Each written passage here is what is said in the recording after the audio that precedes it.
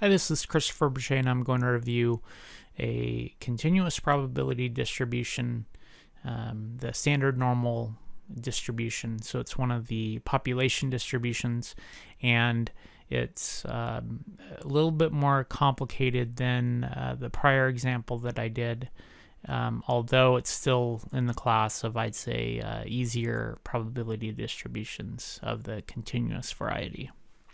Okay.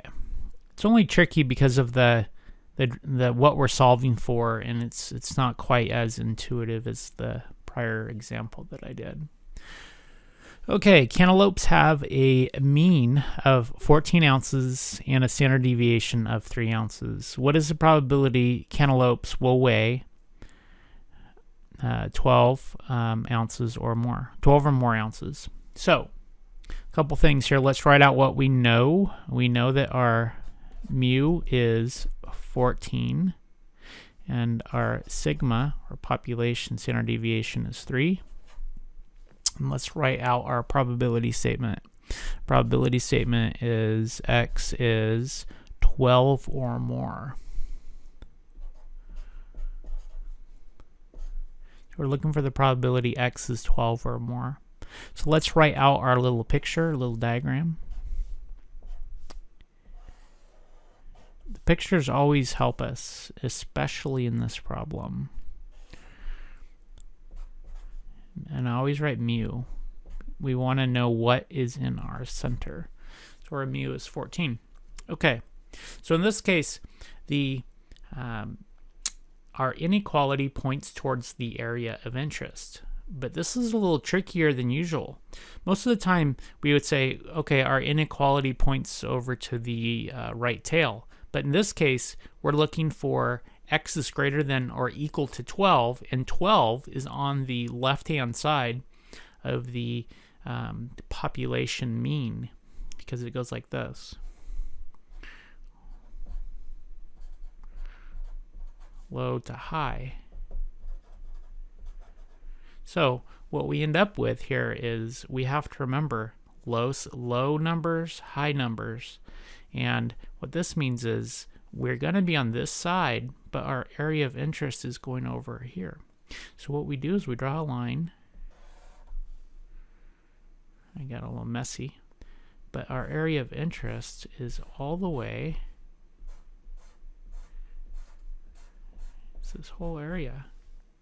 So our area of interest is this whole area. And our inequality pointing towards the area of interest still makes sense. It's just we're on the left of the mean. So let's solve it. We have the z distribution formula. Okay. And our x that we're solving for is 12. This is the one I mentioned before where it's going to be negative. And our mu is 14. On the other one, I almost thought it was this one, but it's not. Okay, and then 3 ounces. So what we end up with is a negative, and it makes sense. It's going to be negative 0.666. Well, I'll go out one more just for, we don't want to leave it at 3 6s now, do we? Okay, so it's negative 0.6666. Now, this is the value that we're going to apply on the z distribution table. So this is our z-score, but it's not our area under the curve. We need to get the area under the curve.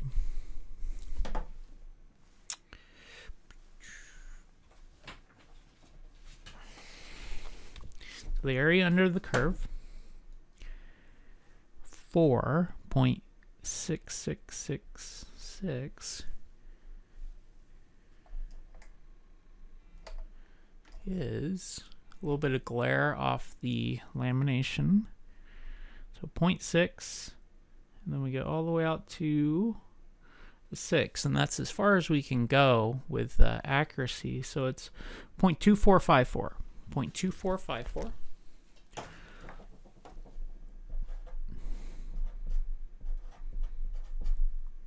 So where does the 2.54 go? That's the big question. The 2.54 it's this area right here. So it's 0.2454. And on this side, that's 0.5. That's that whole side. I'll back it up again. So all that we have to do is we just add this up. This is an easy one. So we add these up, and we end up with 0.7454. So the hard part about this one is that it's easy to be fooled that we're looking for the right tail, but the value is less than the mean. So we have to go over to the left of the mean and then go all the way right, and that's all of the area that we're looking for. The other thing I want to point out is one thing that people aren't sure of sometimes is where to put the value that they get from the z-distribution table. And the value is always right up against the middle of the distribution. The value that we get off the table is never the part in the far tail. We always have to figure out how to get that value. Usually we're subtracting. Or in this case, because of the way it's set up, we just add everything up, and that's actually what we're looking for. Often we're looking for the value in the tail, and then we have to add everything up and subtract from 1. So let's do this on the calculator now. I have an emulator here, ready to go. Okay. Looks kind of big, doesn't it? Let's start this up. And what we're going to do is go to second and DISTR. And then we go to normal CDF. It's a cumulative density function. And it's the normal distribution. We hit enter. Now, what we want to do when we work this out is we want to set the calculator up to find the probability of the area that we define. We want the lower region, we want to define this region and this region in the calculator, lower and upper. That's all that we're doing. We do it by hand, which is the more difficult, but we just go and put in the calculator, what are these lower and upper regions? Well, the lower in this case, I need to clear this. The lower is going to be 12. And the upper, in this case, now, what you can do a couple things. It's safe to go up to do this. If you're unsure about how high to go, you can do this. You do mu plus 4 times the standard deviation.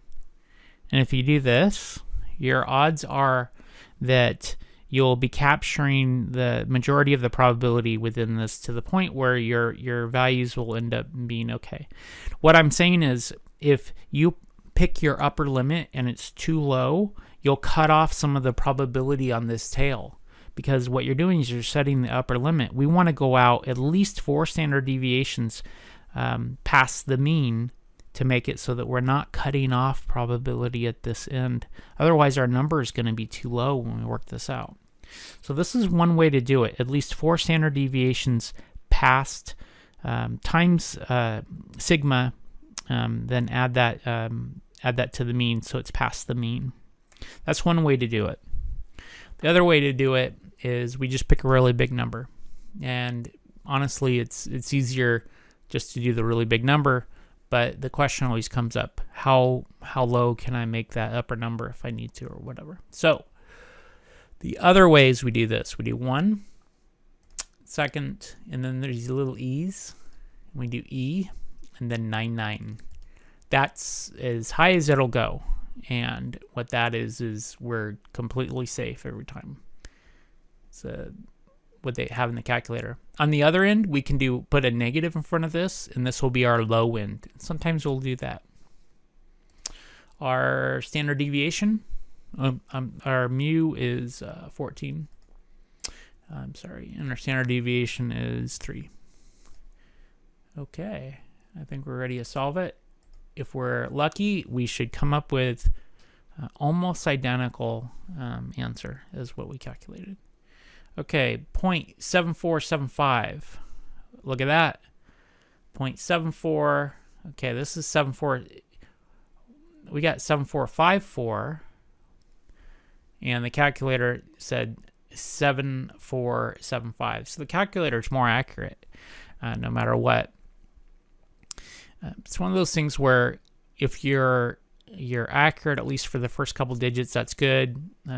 Out at least 3 or 4 digits, that's really good. But in this case, we could go back and check. There's a couple things here that I know we're a little limited on. Take for instance our z-score. It goes out further. We could have maybe rounded up. What would it have been if we did 0.67? We could maybe go up to the next one. That might have gotten us a little bit closer on this. So it's hard to make it perfect, but we're darn close. And with statistics, sometimes you're not going to be 100% accurate because we're trying to estimate the population in this case. Okay, thank you.